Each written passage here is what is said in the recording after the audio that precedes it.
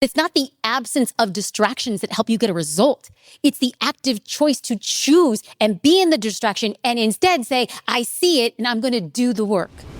Have you ever had a friend who becomes vegan or, I don't know, went to Harvard University or, hold on, is it Harvard University or college? See, I don't even know. But listen, if I had a friend who went to Harvard, I'm sure I'd hear like 5 times over they went to Harvard, at least on a weekly basis. Or somebody who bought like timeshare or somebody who went on their best vacation. There are these things that people will say again and again around a particular topic and they won't stop about it. I don't want to be that friend. And yet here I am saying I joined a new fitness program at the start of 2026. But the reason I'm saying this is for a couple of reasons. Number one, when you say something publicly, it's harder to quit. First week, I wanted to quit like 4 times, hand to heaven. I'm not a quitter. And I was like, this thing is hard.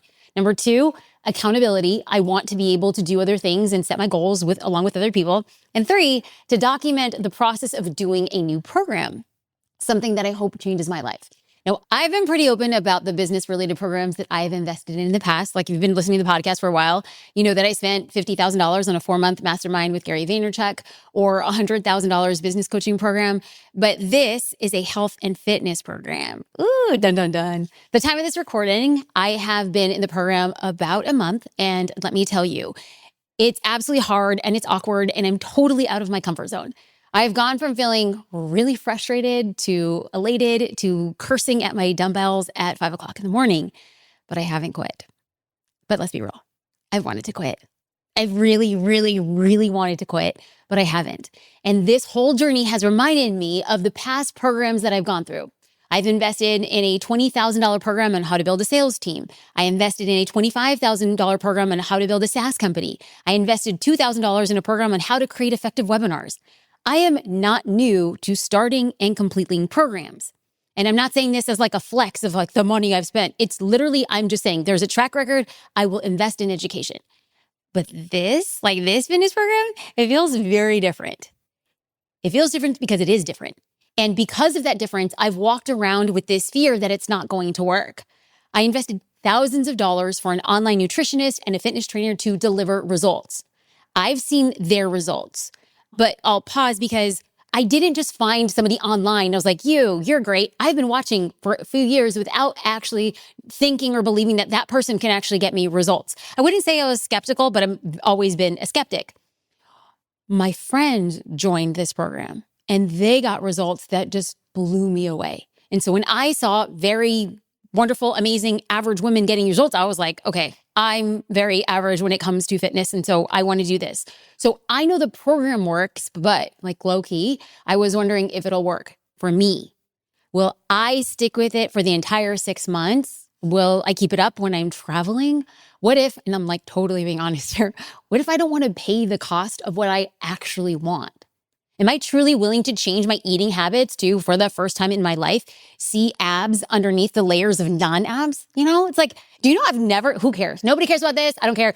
I've never worn a 2-piece bathing suit in my life. Like, I can't be like when I was 6 years old, I wear bathing. No, it's just not who I am. And it's never been part of that. I have struggled with my weight my entire life. I weighed 172 pounds as an 11-year-old. I wasn't even 5 foot tall and I weighed more than my dad. I wore t-shirts over my bathing suit growing up. I would jump in the ocean and wear a shirt that weighed like an extra 5 pounds just because like underneath a t-shirt, can they really see me? I mean, as a kid, that made sense, kind of sort of rational. As an adult, I am the person who will still wear a cover up in jean shorts at the pool. So the concept of me bearing my belly in public is so thoroughly foreign to me. Like, you don't like, it hasn't even seen like the light of day since like the second Bush administration. Okay, I got off track. Hold on, let's get back. Okay. I got off track. But what I really want to reiterate is that it's not a program about fitness. What I came to is a realization that this program comes at a cost. And I worry that when I get to the point of the program that I might not be willing to pay the cost. I'm about a month into the program. And I've been able to reflect on the framework that I created when I was overwhelmed in other programs. So we'll pause. If anybody here has ever taken an online course or a program or done anything along that, everybody gets to a point to where you say, oh, I'm not sure this is for me. I'm not sure this is work. I don't know if I can actually finish this course. I don't know if I want to stay in this membership. That's normal. And most people statistically, do you know that less than 10% of people who buy an online course will finish the online course? So that's The average will not finish. And so I have been accustomed to buying programs, getting to a point where I'm like, this is uncomfortable, I want to quit, and then I don't. So I started realizing, okay, you don't really quit on programs. You're not going to quit on this one. What is a framework that you can look through? So as crazy as it sounds, business and fitness have a lot to do with each other. You need a very similar mindset. You need a similar discipline. You need a level of consistency to get real long-lasting results. And here's the crazy thing. Being in this fitness program has made me wildly empathetic to my clients going through the consistent 10K program. Many of those students, like me, they signed up and they're struggling with the same fear and doubt that I have. Those students are wondering, am I going to get results? They wonder if it's going to work. They wonder if they will work. They wonder if they're going to be willing to pay the price for the results that they want. And just like me, they have been paired with an incredible coach to ensure accountability and the support that they need to get real results. So what I'm about to share with you now are the 3 most valuable insights that I have learned after completing and investing in business and now fitness programs. Okay, number 1, leave the past behind you. There's this temptation to think that everything you know or you've learned about a topic, like marketing or like lifting weights or like creating an offer or like meal prepping, okay, you think that, oh, because you had that, well, it's going to be a stepping stone into the next thing you learn. And it will, but not in the way that I suggest. Whenever I'm in a program, I go all in. I only do what the program tells me to do in that moment. I don't incorporate other things I've learned. I don't use my experience to contradict the lessons or the teacher that current program is teaching me. I don't let things I've seen on social media impact my perspective. At least not yet.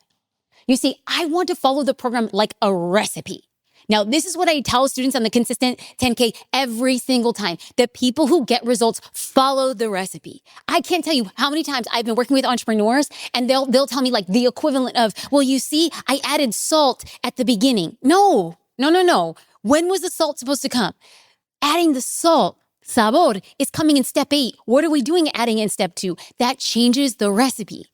Anytime you're in a program, the program was laid out as it should be. So when it comes to following a recipe, I don't know about you. Like sometimes I'll make like cookies out of a bag. Here I am talking about a fitness program and I'm talking about cookies out of a bag. Listen, let your girl be. They'll say, don't melt butter. They'll say, use softened butter as part of the recipe. But your girl, who's just too rushed, I actually don't own a microwave. So instead of waiting for the butter to soften, what I will commonly do is I'll put the butter over a stove over a low flame and then it melts. But then it melts to entirely so that when I put it in the cookie recipe and I add the egg, it's just a little wonky. And then I wonder, why aren't my cookies coming out the way they should? Because they asked for softened butter. And what I did was boil butter or like, what is it? Heating butter? Boiling butter? I made the butter bubble. That's what I did. Then I wonder, why aren't my cookies taking the way that they should be?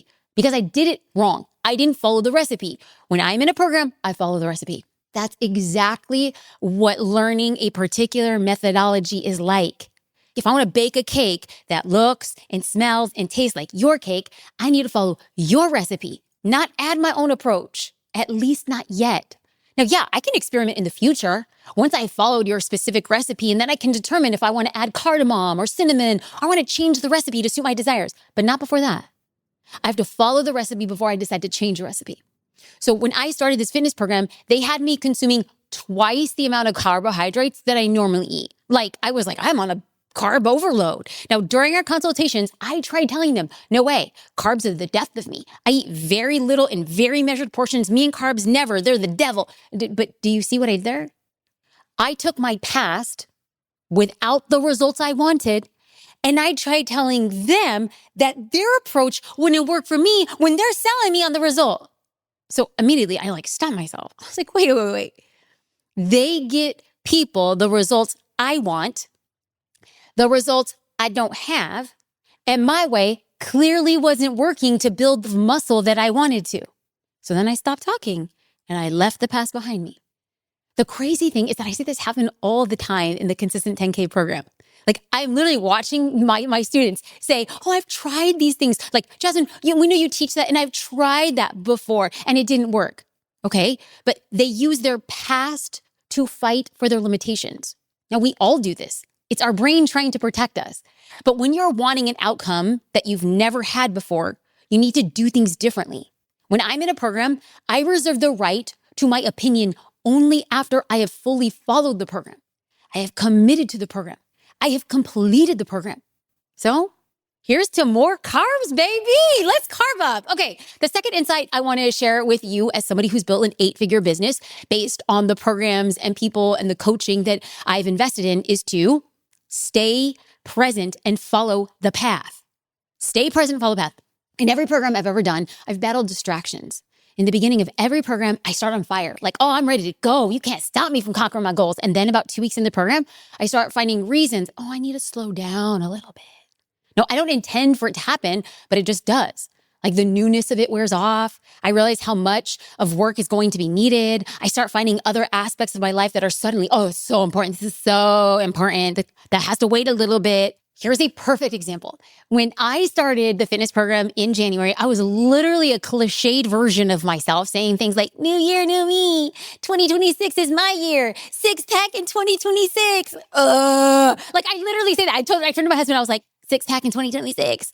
I want to punch myself in the face. I want to shush that version of myself because she didn't know what she was talking about. Like, it's like, I'm like 2 weeks in the program. And then all of a sudden, like my muscles are sore. I'm walking around like I just rode a horse for like 18 hours and I'm meal prepping protein pancakes over the weekend. And I host my in-person mastermind event. And there's 27-figure female entrepreneurs in Newport Beach. And they join me for this event. And it's filled with incredible speakers and networking and leadership development and lots of delicious food. Lots and lots of delicious food. Now, normally, I just take a YOLO approach to eating at my events. Hey, like the calories don't matter when you're scaling your business, babe. Just remember. Okay, normally I get so nervous hosting events that I don't really eat anything all day, but I drink copious amounts of coffee. And then by the time dinner rolls around, I scarf down everything in front of me. But this time is different. I plan to eat a full protein-focused dinner before leaving my house the night before the event. Then the day of the event, a protein and carb and balanced fat breakfast. I planned like my pre-planned snacks. They were like specific snacks. I knew what I needed to eat for lunch and for dinner. I reviewed dinner menus in advance so I knew what's going to be the best thing for me to order so I wouldn't get tempted and divert from the plan.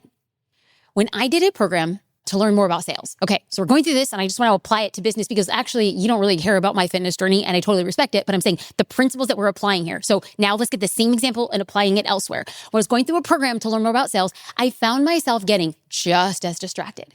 But this one was a little bit sneakier. My distractions were other things in business. So I wasn't slacking. I was simply diverting my attention to something else when I had proclaimed that sales program was going to be my focus. But really, by saying it's not really a distraction, it was a distraction. A beautiful, sexy distraction, keeping me from focusing on the most important thing, which was getting through that sales program. When I noticed it was happening, I immediately saw it for what it was.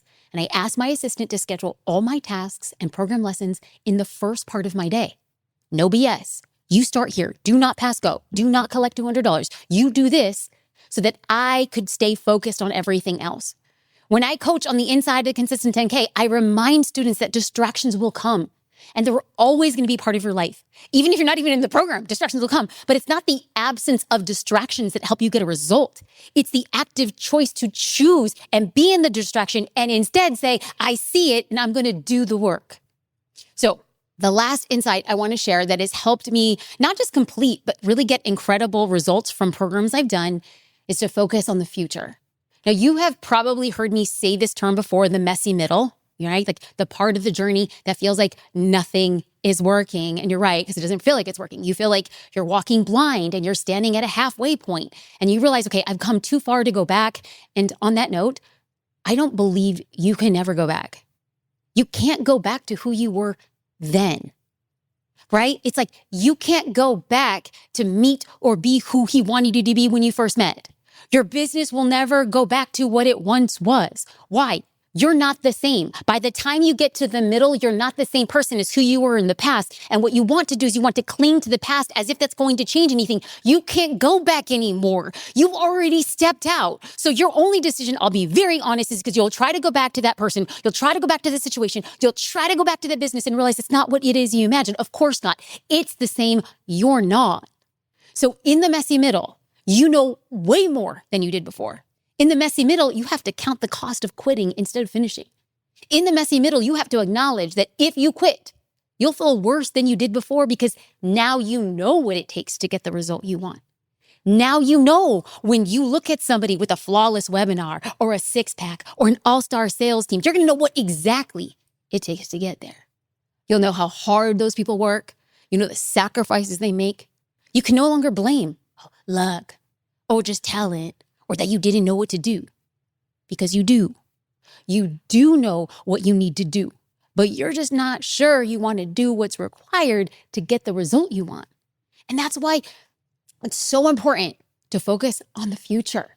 In the messy middle, it's messy. In the future, you have what you're working so hard right now to create. You're experiencing the benefits of your dedication. You're experiencing the benefits of your focus. In the future, you've proven to yourself that you're the type of person who finishes what you set out to do.